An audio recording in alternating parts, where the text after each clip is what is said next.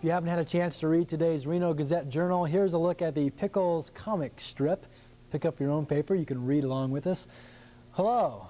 I'm going door to door, taking the pulse of the nation. Would you mind answering a few questions, sir, such as, which presidential ticket best represents your views on gun control, Bush, Quayle, Clinton, or Gore? And here is the answer. Yeah, Smith & Wesson. Brian Crane joins us this morning. He is the creator of the Pickles comic strip. You may not realize it, but Brian lives here in Sparks. We're over there in Sparks, I should say, since we're here in Reno. Good morning, and thank you for being with us. Thank you. Start off by telling us who exactly these people are that we read about every single day. Well, it's funny you should say that, because I kind of think of them as people, even though they're only drawn with ink on paper. You know, they kind of become real to me. They're an older couple, Earl and Opal Pickles, and they're retired. They have a couple of pets, a dog and a cat. They have a grandson that lives with them and a daughter who works in advertising. And they just get into all kinds of conflicts and mischief with each other, and I try to put it down on paper. And just totally out of your imagination, or a little bit like maybe mom and dad? Well, yeah, people who work with me and live with me learn to watch what they're saying, because they may see it in the Sunday in the comics page. Yeah. Now you're nationally syndicated, excuse me, all over the country now, for the most part. Yeah, how did you get going? Because you really took off, as I understand it. Well, I became syndicated through the Washington Post, and from there they get it into other papers. It's in around 90 or 100 papers across the country and in Canada right now. So, you know, we add slowly to that group of papers. Now the strip, my throat. Excuse me, Brian. The strip is what, about 4 or 5 billboards a day? Well, I have a space, and I can divide it into 4, 3, 2, or 1, depending on what my idea is. Mostly it's 4, though. How long does it take you to do that? I mean, you have to write one a day, or do you write several a day? Well, I have to do at least one a day, because, you know, every time the paper comes out, one of mine is used up and gone, so I have to do another one to take its place. So it comes out to one a day. Here's my favorite cartoon. We showed it briefly coming into the commercial break.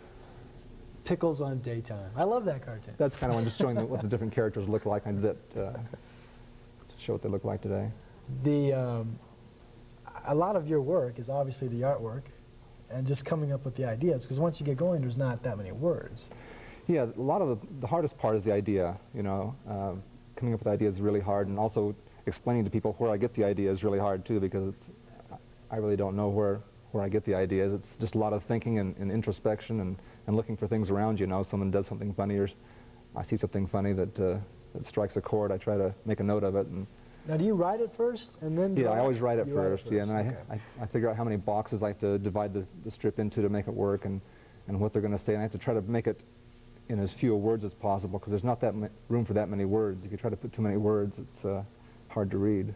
I'm guessing that it is a very competitive business. There are lots of guys that would kill to be in your shoes out there. Well, I don't know about that, but there's a lot of guys that would like to be in the comic strips.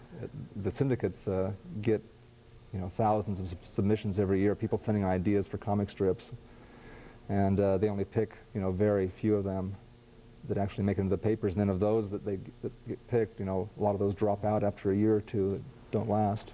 Do you ever try to make a point, or are you thinking strictly funny when you write these? Well, I'm not like a Doonesbury cartoonist that tries to make it really political and that. I try to not alienate a lot of people by my comic strip. I want to make it something everybody can enjoy. So I don't get too much into politics. I've done, you know, like the one you saw today was a little bit about politics, but I didn't take either side, you know. And so I try to stay neutral in that regards, but I try to make it, you know, more funny than political. Well, Brian, I thank you for being with us. Sure. Again, Brian Crane from Sparks. Be sure and read Pickles. I want to mention Brian will be down at the home preview show. That is this weekend, Friday, Saturday, and Sunday. And, gosh, I almost forgot. This is great. Listen to this. They're having a contest that will be judged Sunday, a look-alike contest, whereas you will send in pictures to look like one of the characters. And I'm going through my notes. I almost forgot this. This is where you can send away the pictures to. You need to get this done right away. It's the Addy Fine Art Gallery. That's in the new Reno Hilton, Suite 3, Reno, Nevada, 89595. And again, those pictures will be judged Sunday down at the home preview show. Fun stuff. When we come back, Marsha Wallace will be here for all of you old Bob Newhart fans.